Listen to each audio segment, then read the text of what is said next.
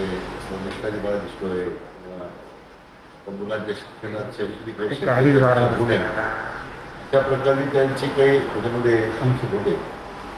आता विस्ताराची आता केली त्यांच्याबरोबर फक्त त्यासाठी काही माहिती हवी आहे जे आता आणि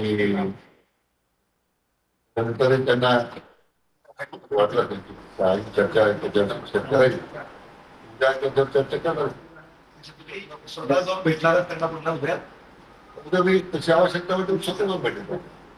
पण रात्री तो काही शिष्टमंडळ जाऊन काही चर्चा करणार आहे.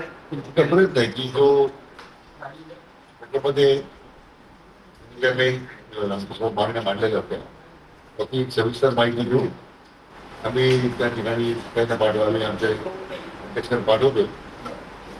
त्याच्यात समज होता असेल मग त्यांची इच्छा असेल मी जाऊन भेटावं त्यांना अध्यक्षांची आमच्यासाठी त्यांचं समर्थनकारक घेण्याचं वाटतं मला. कारण त्यांचे काही जे इश्यू आहेत बेसिकली अधिकाऱ्यांच्या स्तरावर निष्काळजीपणा होतो त्या काही उदाहरणं त्यांनी माझी मांडलेली त्याबद्दलची वस्तुस्थिती खरी होती. त्यामुळे आता विभाग आयुक्तांनी आता एक पुढाकार घेतलेला आहे. जर 15 दिवसाला जी व्हॅलिडिटी कमिटी आहे त्याच्यात अडवली दर आठवड्याला तहसीलदार तालुक्याच्या वंशज समितीचं काय झालं काम करतं ते अडवली त्याला टिकेट देण्याचा प्रयत्न आम्ही करतो. आणि त्याच्याबरोबरीनं काही फोटो आपण सर्वे करायला म्हणतो आपण कसं करता येईल आपल्याला ज्यामुळे घेतांपर्यंत रीच आपण वाढून केलं पाहिजे.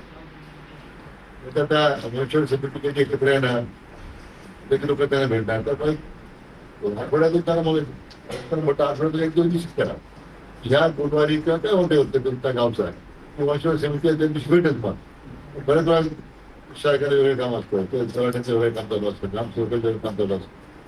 मला वाटतं ही तिन्ही कामं तिन्ही एकत्र भेटतील त्या एकत्र प्रोग्राम करू आपण आणि आठवड्यातून त्यांनी 1 दिवस गावात प्रोग्राम भेटला पाहिजे. त्यामुळे वंशज समिती एकत्र येतात लोक भेटणार कोणाला. शेवटचा मुद्दा की प्रत्येक जिल्हाधिकारी कार्यालयामध्ये हेल्पलाईन आम्ही कारण करायला सांगितल्या.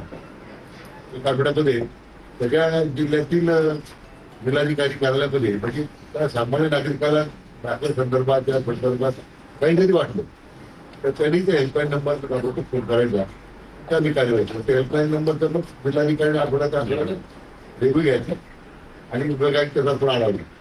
ते कारण या सगळ्या झालेल्या पार्श्वभूमीवर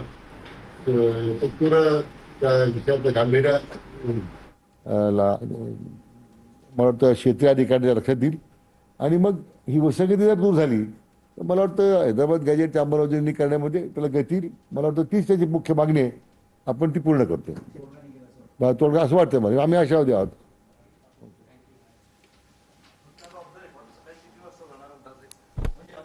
मला वाटतं त्यांच्या काही मागण्या आज लेखी स्वरूपात मान्य होण्याची शक्यता आहे असं विखे पाटलांनी म्हटलेलं आहे. जरांगेंच्या मागण्यांसंदर्भात आयुक्त जी श्रीकांत यांच्यासोबत चर्चा केली असल्याचं देखील त्यांनी म्हटलेलं आहे. विभागीय आयुक्तांच्या भेटीनंतर विखे पाटील हे माध्यमांसोबत संवाद साधत होते. जरांगेंची देखील आज त्यांनी दुपारी भेट घेतली आणि त्यानंतर आता या संदर्भात त्यांनी माहिती दिली आहे.